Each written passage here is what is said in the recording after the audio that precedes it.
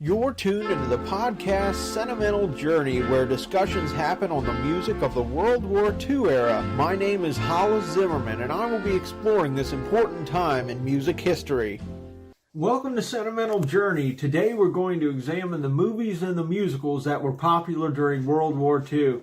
During the World War II era, not only did the music impact the soldiers and the civilians, they depicted the war efforts and the life that was going on during the era, and there were many movies and musicals that were released during that time period. Yankee Doodle Dandy is a popular movie and well known during World War II era, and was first performed at New York's Hollywood Theater on May 29, 1942. Tickets were only available for those who bought war bonds. It was later released on June 6, 1942 to the whole United States. It's a musical film about George M. Cohan, who wrote and produced more than 50 shows and published more than 300 songs with patriotic themes that were relatable to the soldiers during World War II, including the standards Over There, Give My Regards to Broadway, The Yankee Doodle Boy, and You're a Grand Old Flag.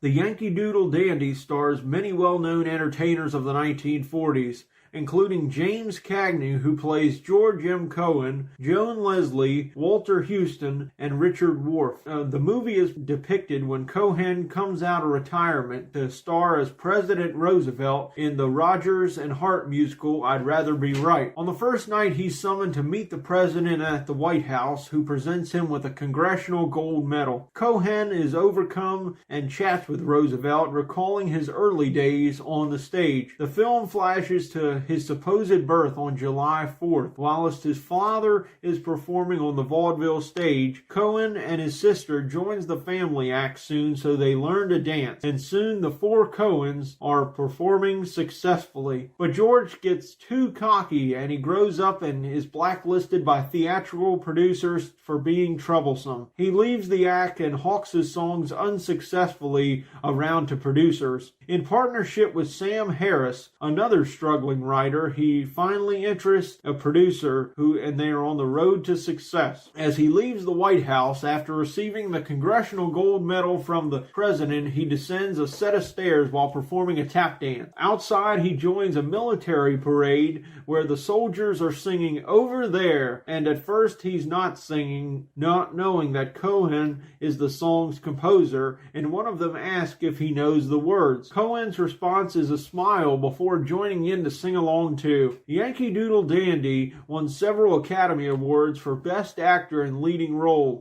for James Cagney, the Best Music, the scoring of musical picture, and the Best Sound Film Recording. It was nominated for Best Actor in a Supporting Role, Best Director, Best Film Editing, and Best Picture, and Best Writing Original Story. Well, next I'm going to talk about another popular wartime movie called Private Buckaroo that depicts the wartime when it was released on June 12, 1942. It stars many famous entertainers and also did some live entertaining during World War II, including artists like the Andrews Sisters, Dick Foran, Harry James, Shemp Howard, Joey Lewis, and Jennifer Holt. The film tells the story of Army recruits following basic training, with the Andrews sisters attending U.S.O. dances. The movie is about entertainer Lon Parenti, who is keen to enlist in the U.S. Army but is prevented from joining the Army due to having one flat foot. After having his flat fixed, he is accepted for enlistment. Soon after the basic training begins, Private Prentice informs his commanding officer that he finds most military training useless and unnecessary and beneath him. His commander orders all the men that Private Prentice is exempt from doing things he doesn't want to do, which turns the entire camp against him. Well, next I'm going to talk about the U.S.O. camps. The U.S.O. was created in 1941. The United Service Organizations, or USO, was tasked by President Franklin Delano Roosevelt, keeping the morale high for troops serving in the World War II. The USO provided both recreational aid to troops overseas and on the home front. The Uso Camp Shows, a division of the USO, was formed in just 6 months after the creation of the USO. Hollywood actors and entertainers agreed to waive the pay to perform for troops. This request brought 6 civilian organizations organizations together: the Salvation Army, the YMCA, the Young Women's Christian Association, the National Catholic Community Service, the National Travelers Aid Association, Jewish Welfare Board. They brought together under one umbrella to support the U.S. troops. Roosevelt said he wanted these private organizations to handle the on-leave recreation of men in the armed forces. By 1942, the U.S.O. Camp Shows, the largest booking agency in the world, and carried out over 270,000 performances between 1941 and 1945, featuring entertainers such as Bob Hope, Judy Garland, Bing Crosby, Frank Sinatra, John Wayne, and Lucille Ball. Acts range from singing, dancing, comedy to wrestling match, and providing portraits for soldiers. Around 7,000 performers traveled overseas to entertain the troops during World War II. Since 1941, it has worked in partnership with the Department of War and later with the Department of Defense, relying heavily on private contributions and funds, goods, and services from various corporate and individual donors. The U.S.O. sought to be the GI's home away from home and began a tradition of entertaining the troops and providing social facilities. Involvement in the U.S.O. was one of the many ways in which the nation had come together to support the war effort, with nearly 1.5 million people having volunteered their services in some way. The U.S.O. is also known for its live performances called camp shows, which through the entertainment industry helps boost the morale of servicemen and women. From the start, Hollywood was eager to show its patriotism, and many celebrities joined the ranks of the U.S.O. entertainers. They went as volunteers to entertain, and celebrities continue to provide volunteer entertainment in military bases in the U.S. and overseas, sometimes placing their own lives in danger by traveling or performing under hazardous conditions. The U.S.O. camp shows were designed to remind soldiers of home. The U.S.O. centers were established quickly in churches, barns, railroad cars, museums, castles, beach clubs, and log cabins, and most centers offered recreational activities such as holding dances and showing movies. And there were well-known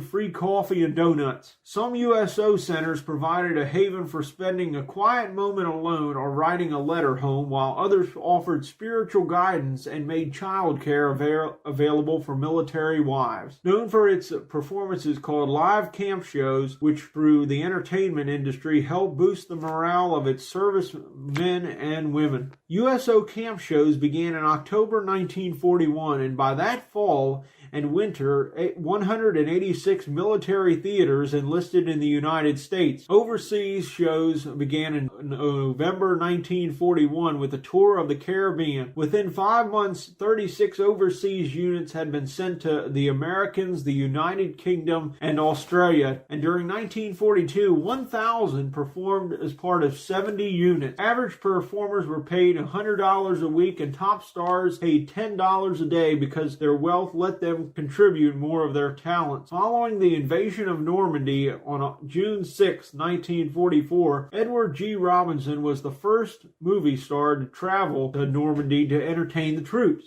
He had already been active back home with selling war bonds and donated $100,000 to the USO. Fundraising was also aided by non-USO entertainment groups. Soldier shows, which troops often experienced actors and musicians, organized and held their own shows, were common. The Army formed a special services unit that organized such shows and supervised the USO, and the experience from the soldier shows led to Irving Berlin's Broadway show, This Is the Army. In October of 1941, the USO worked with entertainment executives to send its first overseas tour featuring comedians Laurel and Harley, Chico Marx, and Broadway tap dancer Mitzi Mayfair to the Caribbean to entertain the troops. When the U.S. officially entered the war in December 1941, the USO camp show operations drastically increased, particularly in the Foxhole Circuit. Throughout the war, troops in the Foxhole Circuit would travel to entertain GIs in Europe, Russia, Central Africa, Alaska, the South Pacific, and the Middle East, among many other locations. As more U.S. service members poured into England and other parts of Europe during Pearl Harbor attacks in December 1941, stateside entertainers quickly followed in their footsteps. The first U.S.O. performers arrived in the U.K. in 1942. Big names like Bob Hope, the Andrews Sisters, Dinah Shore, among many others, eagerly and volunteered their time and talents to travel to troops overseas throughout the war. In May 1944, 243 entertainers split into 23 units and were traveling and performing throughout the UK. 6 days after D-Day, by June 10th, the U.S.O. Camp Shows Incorporated was reportedly mobilizing its efforts to head into Europe. By VE Day, the U.S.O. was putting on over 700 shows per day all around the world, and by the end of the war, had sent over 7,300 entertainers overseas to perform for the troops. Together, they had put on an estimated 420,000 performances to over 130 million service member attendees. During World War II, over 400,000 performances were put on by the U.S.O. and featured entertainers such as the Andrews Sisters, Fred Astaire, Lucille Ball, Count Basie, Ingrid Bergman, Humphrey Bogart, Bing Crosby, Marlene Dietrich, Bob Hope, Judy Garland, the Marx Brothers, Glenn Miller, Ginger Rogers, Dinah Shore, Frank Sinatra, and many, many more. There were 4 main entertainment circuits that were connected and operated during the U.S.O. Camp Shows, which were the Victory Union, the Blue Circuit, the Hospital Circuit, and the Foxhole Circuit. The first was the Victory Circuit, which brought the big shows with the famous celebrities or complete Broadway musicals with as many as 50 performers each on stateside tours to the largest bases. The Victory Circuit entertained another 352,000 patients, and by the end of the war, the U.S.O. performers had entertained 3.3 million patients in 192 hospitals. From 1941 to 1947, U.S.O. Camp Shows presented an amazing 428,521 performances. In 1945, curtains were rising 700 times a day, and more than 7,000 entertainers traveled overseas to entertain the troops. Second was the Blue Circuit, which was the vaudeville circuit with comedians and 3 or 4 acts on stateside tours of smaller venues. The Foxhole Circuit, the most renowned of all the USO-sponsored entertainment efforts, brought performers overseas and in combat areas around the world. Tours were in all war theaters of operations. The Foxhole Circuit entertainers performed to all sizes of audiences, from as many as 15,000 GIs in a large stadium or airfield to as few as 15 to 20 soldiers standing around a jeep in a remote battlefield crossroads. The Foxhole Circuit brought performers overseas. Entertainers of the Foxhole Circuit would perform on the front lines and live similarly to the troops, even wearing uniforms when not performing. The Hospital Circuit began in 1944 that brought special entertainment units to military personnel and hospitals. Celebrities, singers, artists, and dancers performed in hospital wards, both stateside and overseas. The Camp Shows portraits were some of the most common entertainment provided on the Hospital Circuit. After the portrait was completed, the subject's name, the artist's name, and the USO Camp Shows was noted at every corner of the portrait drawn, and then it was sent to the home to family members. In 1944 alone, the entertainers on the Hospital Circuit gave 5,444 performances for 850,537 patients in 79 hospitals. During World War II, the Broadway musicals stayed clear of wartime themes, but Hollywood musicals embraced the World War II era. However, one musical I'm going to focus on is called Winged Victory, which premiered on November 20th, 1943, and written by Moss Hart. This musical was created and produced by the U.S. Army Air Forces during World War II as a morale booster and as a fundraiser for the Army Emergency Relief Fund. Moss Hart adapted the play to a 1944 motion picture directed by George Cukor. The Winged Victory tells the story of a group of recruits struggling to make it through pilot training. The trainees are a cross-section of American young men. Their personal lives, their families, and their sweethearts make up a small part of the story, but most of the drama focuses on the training and camaraderie. Music plays a large part in the play. Among them are numbers like My Little Dream Book of Memories and the stirring anthem Winged Victory. Among recommendation of Lieutenant Colonel Dudley S. Dean, who had been approached with the idea of the talent agent Irving Lazar and Lieutenant Benjamin Landis, the Air Force's commanding general Henry H. Arnold commissioned famed playwright Hart to create a stage drama that would depict both the training and the work of airmen, and also the commitment and devotion to duty which carried out his work. Arnold gave Hart complete access to the Air Force's resources. Hart traveled the United States visiting Air Force bases and seeing firsthand how the training was carried out. Then he wrote an extremely patriotic and uplifting stage play based on his research. Hart partnered with Irving Lazar not only to produce the play, but to also gather actors for the huge nearly 300 cast members. Casting calls went out not only to well-known names, but to Army units around the country for Air Force's personnel with theatrical or performing background. All male personnel involved with the show were service members of the United States Army Air Forces and were billed with their actual ranks. Most of the relatively new roles for women of the play were portrayed by the wives of the actors. The play opened in Boston, Massachusetts in the fall of 1943 in a street theater on November 20th, 1943, and became a smash hit, playing to over 350,000 people in 226 performances. New York run performers in the show also toured local military camps, providing entertainment to the troops. The successful run of Winged Victory on Broadway ended only in order to that entire cast to travel to Hollywood to appear in the film version. Following filming, the company embarked on a national tour of the play, performing over 445 times for over 800,000 people. At the tour's end in April 1945, the cast and crew were dispersed throughout the Army Air Forces, many of them transferring to the 1st Motion Picture Unit in California. They were there to make many training films. Due to both the enormous cast as well as staging demands as well to the extremely era-specific nature of the play, Winged Victory is one of the biggest hits in Broadway history to have never to have a second production anywhere. Another musical wartime film that was released during World War II in the 1940s is This Is the Army, that was based on the 1942 Broadway musical by Irving Berlin, who also composed the film's 19 songs, and this musical was released in August 14th, 1943, and first premiered at the Warner's Earl Theater. This musical was designed to boost the morale in the U.S.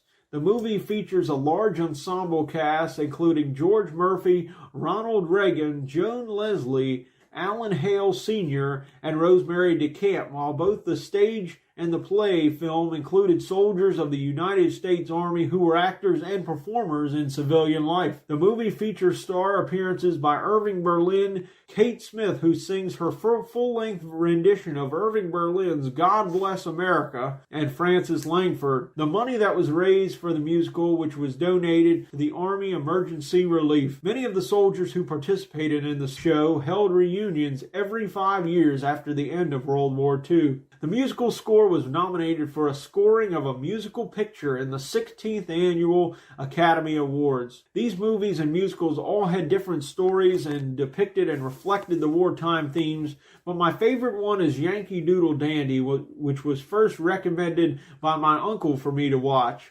The movie was released in 1943, has that wartime theme, and depicts the life and career of George M. Cohan, who wrote so many patriotic theme songs that were popular during that time, and the themes that were relatable to soldiers during World War II, including the standards of Over There, the Yankee Doodle Boy, and You're a Grand Old Flag. And I feel that James Cagney does a great job singing all the patriotic tunes and reflecting in the depicting of the career of George Cohan, and it has to be one of my many favorite movies of the 1940s. And I can tell that this movie was a favorite among soldiers in World War II with its patriotic setting, theme, and songs.